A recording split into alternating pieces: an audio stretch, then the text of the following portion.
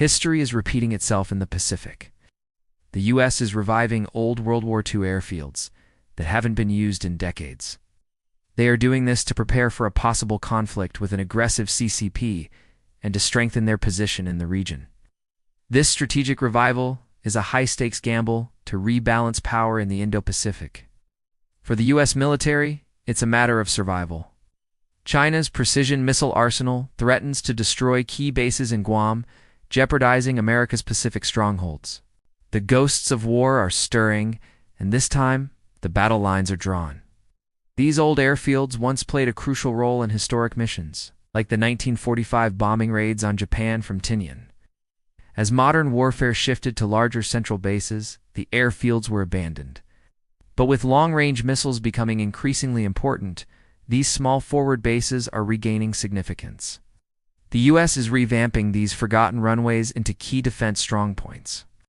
Historic sites like Tinian, Palau, Basa Air Base, and Yap International Airport are being transformed into modern military hubs. Overgrown runways are being cleared and upgraded into advanced refueling and support bases. This revitalization is part of a strategic plan to counter potential threats from China. This isn't just about deterrence, it's about preparation for a conflict that many military analysts see as increasingly likely. China has openly rehearsed attacks on U.S. forces in the Pacific. Beijing's long-term goals are clear: regional dominance, control over Taiwan, and pushing the U.S. out of Asia. The Pentagon knows it can't afford to wait and watch. What happens in the Pacific will shape the future of global security. During World War II, airfields in the Pacific were crucial. They were used to launch bombing missions, move troops, and take control of key islands. These airfields helped the U.S. and its allies keep supply lines open, send forces quickly, and carry out long-range attacks deep into enemy territory in Japan. One of the most famous was Tinian in the northern Mariana Islands. It was the launch site for the atomic bombs dropped on Hiroshima and Nagasaki in 1945. At the time, Tinian hosted the world's largest fleet of B-29 bombers, making it a key part of U.S. strategy against Japan. After 1947, Northfield was abandoned. American troops left behind warehouses full of food, uniforms, and even ice cream makers. Locals didn't need to farm for 2 years because of the supplies. Abandoned vehicles were used until they broke down. Old B-29 bombers were later scrapped for metal in the 1950s. Over time, the tropical jungle reclaimed the airfield. Today, some old runways remain visible but worn and overgrown. Declared a National Historic Landmark, the site still shows remnants of bomb-loading areas and buildings. Decades later, the U.S. is bringing these airfields back to life to counter China's growing military power. This is part of the ACE, Agile Combat Employment strategies, spreading out military planes across smaller, well-located airfields to stay flexible and ready. By reopening these bases, the U.S. can monitor China's growing military power, including long-range missiles, and artificial islands in the South China Sea, and respond quickly if needed. China's aggression has included simulated missile attacks on U.S. bases in Guam. In Chinese propaganda videos, nuclear-capable bombers attack what appears to be Andersen Air Force Base. These drills have pushed the U.S. to spread out forces, making them harder to hit. By using multiple airfields, the military ensures that one big strike won't wipe out operations. This strategy enhances survivability against China's growing arsenal of powerful missiles like the DF-26 Guam Killer and the DF-17 hypersonic missile. Restoring old airfields is more than remembering history, it's a modern necessity. Bases like Tinian, Palau, Yap, and Basa are being reinforced with fuel storage, aircraft parking, and modern facilities. The U.S. is also strengthening cooperation with allies like Japan, South Korea, Australia, and the Philippines to build a united front. These smaller bases form part of the Second Island Chain, a crucial line of defense stretching across the Pacific. One major project is the rebuilding of Northfield on Tinian Island. Once the hub of atomic bomb missions, it is now being transformed with new runways, fuel facilities, and support structures. Its location just 1,400 miles from Okinawa makes it a prime forward base for modern aircraft. A 5-year, $49 million project is underway to restore Tinian as a backup to Guam, which faces growing missile threats. Palau and Palau, another World War II battlefield, is also being rebuilt. The U.S. Marine Corps is leading efforts to clear the airfield, ensuring it can handle modern military planes.